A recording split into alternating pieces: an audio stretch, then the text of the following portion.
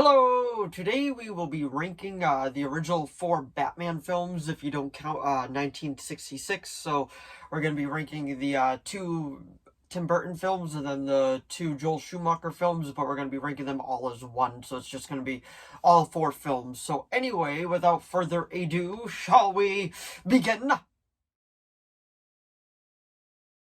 So honestly, I'm surprised it took me this long to make this style video, but I am curious to know what your ranking of the 4 films is down in the comments below. I'll probably do a complete ranking of every Batman movie ever made, but I want to do this one just for the 4 ones that kind of just everybody kind of grew up on, and then maybe down the line include 1966 and all that, but this is just going to be Batman, Batman Returns, Batman Forever, and Batman and Robin. So, coming in last place, I don't think this one will surprise anybody, that is Batman and Robin, starring Annie, and there we go, and George Clooney as the Caped Crusader himself. So, what can be said that hasn't been said about this film already? It is pretty much just a commercial for toys. There's a lot of one-liners in it. Some of them land, some of them don't. Poison Ivy is interesting, played by Uma Thurman here, and she's just an over-the-top villain. Bane is in this. I guess you could say he's kind of comic accurate, but he's just a rage monster in this, and what can be said about the bat nipples? I mean, everybody knows about that. The suits are not good in this. I know Joel Schumacher said, like, he was just pushed by the studio to make something as kid-friendly as possible. Batgirl has, she's kind of in it, but she's kind of not, and Alfred is related to her in this, so it definitely wasn't off the comic books where is Commissioner Gordon's daughter, even though I don't think it was that time yet. I don't think that was introduced to the comics till later on. I could be wrong about that, but I don't think that's till later on in the comic books. But, yeah, I think everybody knows about this film. Arnie famously thinks that he's the hero of this film, and Batman is the villain because the man refuses to accept that he's ever played a villain, so that's interesting. But, yeah, what can be said about this film that hasn't already been said? It's not a great movie. It's probably the worst Batman movie of all time, and it is just a meh movie, and honestly, it just isn't that good at all, in my opinion. But anyway, coming in 4th place is Batman and Robin. So the next one that we got, and now I do think all of these films are actually good movies. That's the only one that I think is just not good at all. Maybe has 1 or 2 redeeming qualities. John Glover was in it. I guess that's a redeeming quality. But the next one that we got is, honestly, I have such a soft spot for this film, and I think it is honestly just such a fun movie. And coming in 3rd place within this ranking is Batman Forever. This is the one with Val Kilmer as Batman, and then you got Jim Carrey as an over-the-top fun Riddler, and then you got Tommy Lee Jones as an over-the-top Two-Face, because if you don't know, famously, Tommy Lee Jones despises Jim Carrey, and he just did this whole movie just to spite him, because he said he was going to act how he does, act over the top, and just be an over-the-top character, and he's like, all this is just to spite you, Jim, that's how much I hate you. It's just like, oh, whoa, okay, like, there's some resentment right there, and he even said he doesn't know why he hates him, he just does. But if you don't know about this one, it is a zany film, but it still kind of kept some of the dark elements, which I really liked, and there is a 3-hour Joel Schumacher cutout there that does reveal, like, just the darker side of this film, and it's a whole lot of fun. Jim Carrey is a great Riddler, in my opinion. It's the same Jim Gordon and the same Alfred from the first 2, and it's the same Jim Gordon and Alfred in the last one as well, Batman and Robin.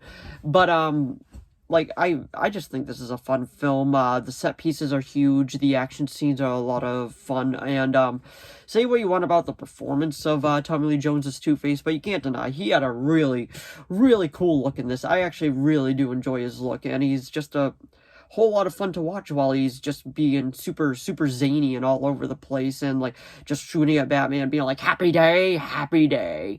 Like, it's just a over-the-top fun film. But anyway, coming in 3rd place is Batman Forever. So coming in 2nd place is, this one was really hard because I wasn't really sure how I wanted to rank these two, because I absolutely love both of these films, so I'm like, oh, like, how do I rank this? But anyway, coming in 2nd place is Batman 89, starring Jack Nicholson as the Joker and Michael Keaton as Batman, and honestly, this was such a great film. It was just groundbreaking for its time.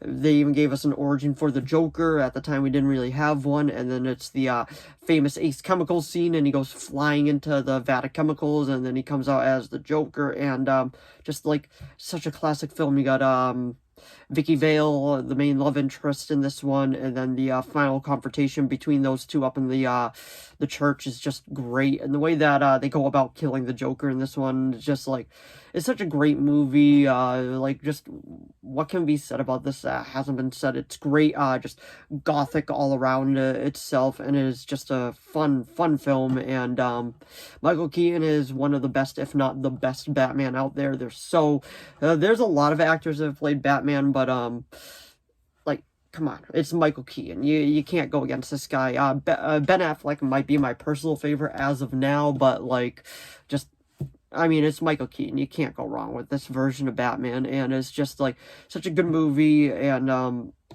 there's just nothing else to say about it. It's just a fun movie. It's a great movie. It's better than the other two, in my opinion, by a landslide.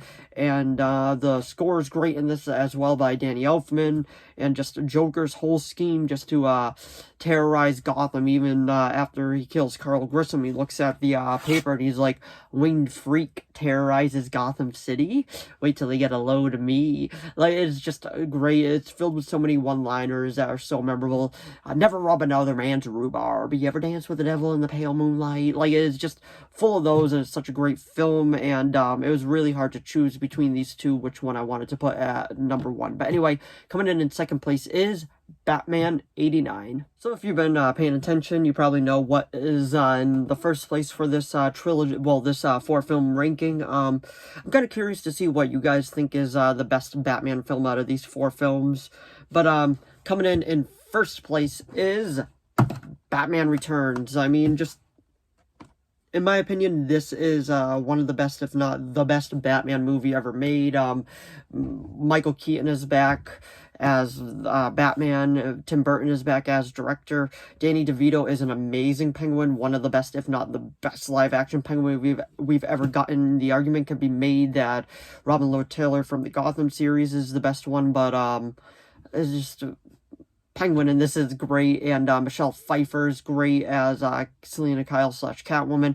And we even got an original villain from this movie called Max Schreck from like the big corporate villain played by Christopher Walken, which he's done amazingly. And just this whole origin with Penguin in this is just great. I love the makeup design. It is ghastly. It's just like, it's so disgusting to look at, and honestly, I feel like that's how the Penguin should be, and Danny DeVito plays him to perfection. Just, I love the makeup in this. I love the gothic feel. The gothic Echo X style is just up to 100 in this, and I honestly absolutely love it. Just how much just fun it is to look at the city. I don't think Gotham City has ever looked better than in this movie. The first one, it had a nice vibe to it, but we didn't really get a full-on Echo Gothic art style up until this one, because Tim Burton was given absolute free reign on this film because with how good the first one performed.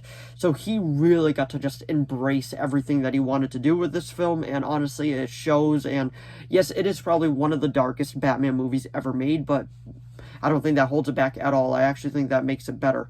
And Selina Kyle's origin story in this is great as well. How she becomes Catwoman, and how they kill off the Penguin at the end is actually really sad. You feel bad for this man, like this horrible man that did horrible things at the very end, on how he dies, and the Penguins lead him off to his funeral. It's just like, wow, like, why am I feeling this for this like creature that tried to kill children earlier? Like, it's not right, but that's just how well Tim Burton made this movie. And honestly, I could just talk about this movie for a long time because I think it's just a great film all around, and it's just great. But anyway, coming in first place, in my personal opinion, is Batman Returns.